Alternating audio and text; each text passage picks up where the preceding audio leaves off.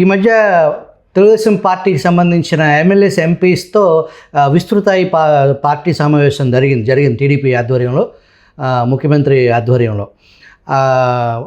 చంద్రబాబు గారు మాట్లాడుతూ తానా ఆట అంటే టాటా చెప్పేస్తాను అని చెప్పేసి అది కొంతమంది పరిశీలకులను ఆశ్చర్యపరిచింది. వాస్తవానికి ఎన్ఆర్ఐ సన్నిహితులు, పార్టీకి అనుబంధంగా ఉండేవాళ్ళు, ఈ ఎన్ఆర్ఐలుగా ఉన్నటువంటి వాళ్ళు మొన్న జరిగినటువంటి సార్వత్రిక ఎన్నికల్లో ఆంధ్రప్రదేశ్లో ఒక స్వతంత్ర పోరాటం జరుగుతుంది అనేలాగా దేశ విదేశాల్లో ఉన్న ప్రముఖులు, వ్యాపారస్తులు, ఉద్యోగస్తులు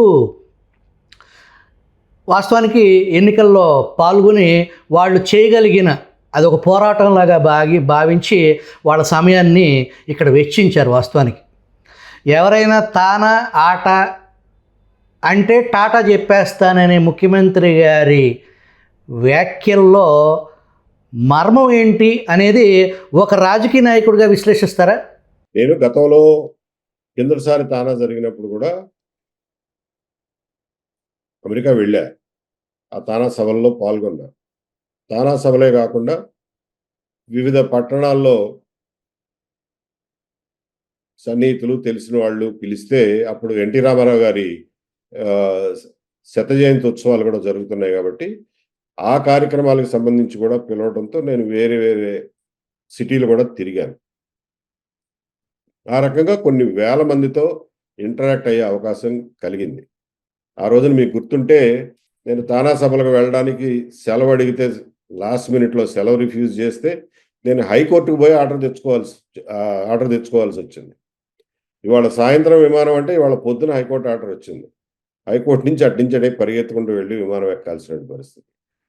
అప్పుడు తానాలో సభల్లో కానీ, వివిధ పట్టణాల్లో జరిగినటువంటి వివిధ సమావేశాల్లో కానీ ప్రజలతో ఇష్టాగోష్ఠిగా మాట్లాడాను. నేను సర్వీస్లో ఉన్నాను కాబట్టి నేను ఎక్కడ ఈ రాజకీయాలకు సంబంధించినటువంటి స్పీచ్లు ఎప్పుడు ఇవ్వాల. కానీ ఆ రోజున నేను అబ్జర్వ్ చేసింది ఏమిటంటే, ఆంధ్రప్రదేశ్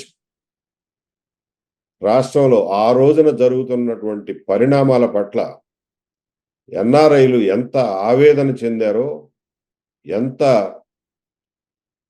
యాంగ్జైటీకి గురయ్యారో, ఎంత ఆందోళనలకి గురయ్యారో నేను ప్రత్యక్షంగా చూశాను.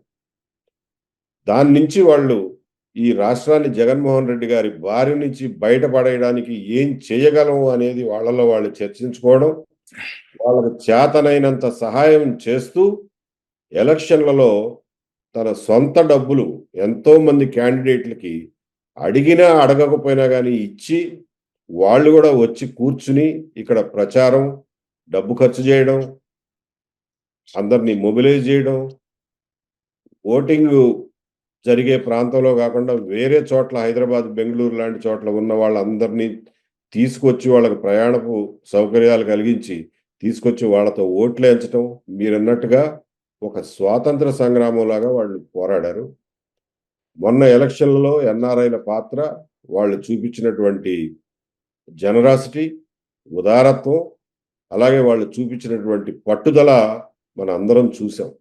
కాబట్టి అలా గెలిపించిన వాళ్ళలో కొంతమంది ఎవరైనా ప్రజాప్రతినిధులు కృతజ్ఞతాపూర్వకంగా కానీ, లేకపోతే వాళ్ళ గెలుపుని సెలబ్రేట్ చేసుకోవడానికి కానీ ఈ తానాకు కానీ వాటికి కానీ వెళ్ళి ఉండొచ్చు. నాకు వివరాలు అయితే తెలియవు. కానీ ముఖ్యంగా మొన్నటి ఎలక్షన్లలో ఎన్ఆర్ఐల పాత్ర గురించి నాకు పూర్తి అవగాహన ఉంది. వాళ్ళకి ఆంధ్రప్రదేశ్ రాష్ట్ర రాజకీయాలు ఎల్లవేళలా కృతజ్ఞులై ఉండాల్సినటువంటి అవసరం ఉంది. కోర్స్ మొన్నంటే ఎలక్షన్లుగా పనిచేశారు అనుకోండి. అదర్వైజ్ ఆల్సో తానా ఎప్పటి నుంచో రాష్ట్రంలో వివిధ గ్రామాల్లో, పట్టణాల్లో ఎన్నో సేవా కార్యక్రమాలు అవి చేస్తూ ఉండింది. వాళ్ళ చేతనైనంత సహాయం మాతృభూమికి చేస్తూ వచ్చారు. వాళ్ళ సహాయం ఇంకా ముందు కూడా మనకు చాలా అవసరం. వాళ్ళు మనకి ముఖ్యమైనటువంటి ప్రపంచవ్యాప్తంగా ఉన్న మన అంబాసిడర్లు, వాళ్ళ అండదండలు, వెన్నుదన్ను ఉంటే ఆంధ్ర రాష్ట్రం డెవలప్ అవడానికి ఇంకా మంచి అవకాశాలు దొరుకుతాయి. ఈ తానా సమావేశాల్లో ఏదైతే ప్రముఖులు ముఖ్య అతిథులుగా పాల్గొనే వాళ్ళ పేర్లతో కూడిన ఫోటోలతో కూడిన కొన్ని సోషల్ మీడియాలో తానా సభలకి జూలైలో ఈ నెలలో జరగబోయే 3, 4, 5 తారీఖులో జరగబోయే సభలకులో పాల్గొనే ప్రముఖులు అని చెప్పేసి కొన్ని ఫోటోలు ఇన్విటేషన్ కార్డ్స్, ఫొటోస్తో కూడిన ఇన్విటేషన్ కార్డ్స్ సోషల్ మీడియా ద్వారా కానీ రకరకాల ప్లాట్ఫామ్స్లో వైరల్ అయినాయి. దాంట్లో ప్రభుత్వ పాలసీల్ని వ్యతిరేకించే ఏబి వెంకటేశ్వర గారు లాంటి అతిథులు కూడా ఉండటం ప్రభుత్వ పెద్దలకు ఏమన్నా కోపం తెప్పించే అంశం కారణంగా తానా ఆట అంటే టాటా చెప్పేస్తాను అనేది ఆ భావన అట్లాంటిది ఏమన్నా అనుకోవచ్చా? లేదండి, నా గురించి అంత సీరియస్గా ఎవరైనా తీసుకుంటారని నేనైతే అనుకోను. నాకు అంత సీన్ ఉందని నేను ఎప్పుడు అనుకోను. ఏబి గారు, చివరిగా ఒక ప్రశ్న.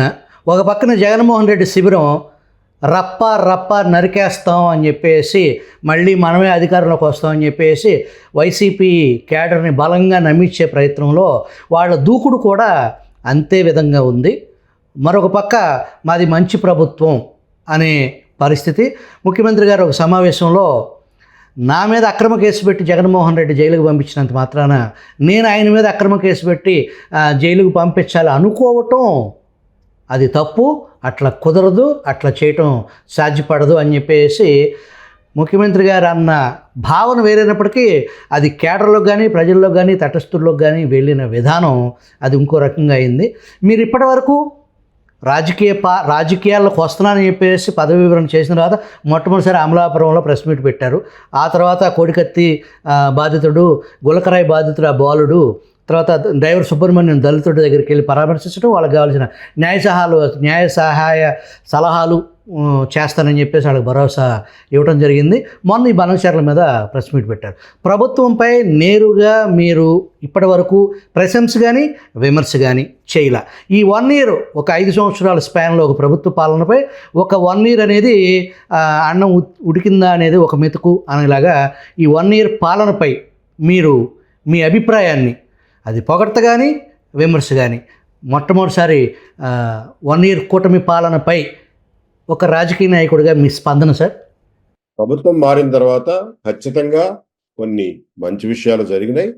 వాటిని మనం సెలబ్రేట్ చేసుకోవాలి, వాటిని మెచ్చుకోవాలి, దాని గురించి ప్రభుత్వాన్ని అభినందించాలి కూడా. తీవ్రమైనటువంటి అణచివేతలు, వ్యవస్థల విధ్వంసం, అడ్డొచ్చిన వాళ్ళ మీద దుర్మార్గం, వీటన్నిటి నుండి విముక్తి కలిగినటువంటి ఫీల్ అయితే ఈ సంవత్సర కాలంలో ప్రభుత్వం కలిగించగలిగింది. ఈ రోజున ప్రజలందరూ ఫోన్లలో కొంచెం స్వతంత్రంగా మాట్లాడగలుగుతున్నారు. ఎవరైనా ఏదైనా నిరసన ఉంటే నిర్భయంగా బయటకు వచ్చి తెలియజేయగలుగుతున్నారు. అణచివేత, పరమ తప్పుడు కేసుల పట్ల అప్పట్లో ఉన్నటువంటి భయాందోళనలు తొలగిపోయినాయి. అలాగే జగన్మోహన్ రెడ్డి గారు పారిశ్రామికవేత్తలను వెంటబడి మరీ వెళ్ళగొట్టినటువంటి పరిస్థితిలో రాష్ట్రంలో మళ్ళీ పెట్టుబడులు పెట్టడానికి పారిశ్రామికవేత్తల్ని ఆహ్వానించే పరిస్థితులు తిరిగి నెలకొన్నాయి. అవి చాలా హర్షించదగినటువంటి విషయం.